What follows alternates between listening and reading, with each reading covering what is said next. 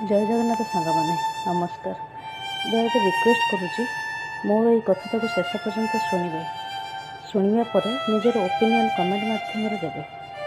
यही किसी दिन पूर्व पूरी जाइलु कारण डाडूर चूड़ाकरण थिला। आमे से दिन इवनिंग रे भुवनेश्वर कैब कर पूरी बाहरिलु।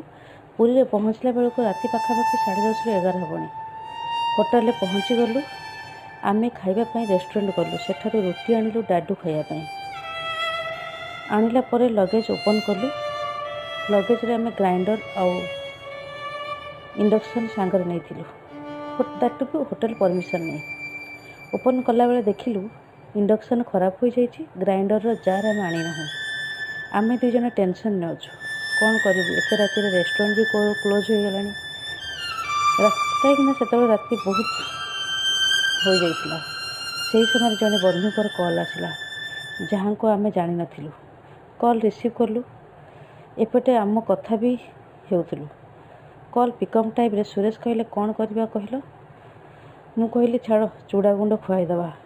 से भाई जन को पचारे दीदी कौन टेंशन अच्छी कि प्रॉब्लम किसी होती कहतु। कारण मो घर पूरा पूरी मु एबे जगा मंदिर सामने अच्छी। मो प्रॉब्लमटा कहली से 15-20 मिनट भितर आसी पहुँची जाइए। से पुणी एका नुह भाई भाउज सांग ही आसी। एत राति काहाठू हेल्प नवा को बहुत खराब लगुए कि तथापि आवश्यकता तो थाए नवा को पड़ो। मोर ये छोट पिलाटा पुणी आउ गोटे भूल भी कलु। जार रखिलु ग्राइंडर रखिलुनी। पुणी भाविली छाड़ राति पाहु राति पाहिले काली देखिबा कौन व्यवस्था करवा। इतिमध्य से भाई जन को पुणी कॉल कले पचारे पुओ को खुआइले। मु मिछ न कही कहली ना ग्राइंडर जारटा सेट हेलानी। से दी जन पुणी ग्राइंडर धरी पहुँची गले होटेल रे। पाखापाखि से 12:30-1 समथिंग हो। जहाँ भी हो काम तो हो गला। किंतु मु गोटे बड़ द्वंद्वर थाए। से भाई को तो आमे जानिनु आमको कहीं एते हेल्प करछंती। पुणी भाविली छाड़ से कालिया जानी थिबो। एते सब एते व्यस्त आउ टेंशन ने एसबू होईगला।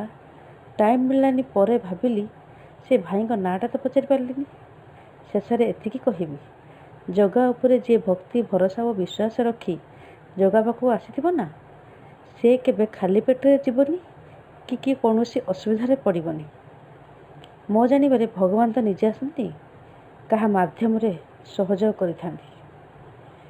एई कथाटा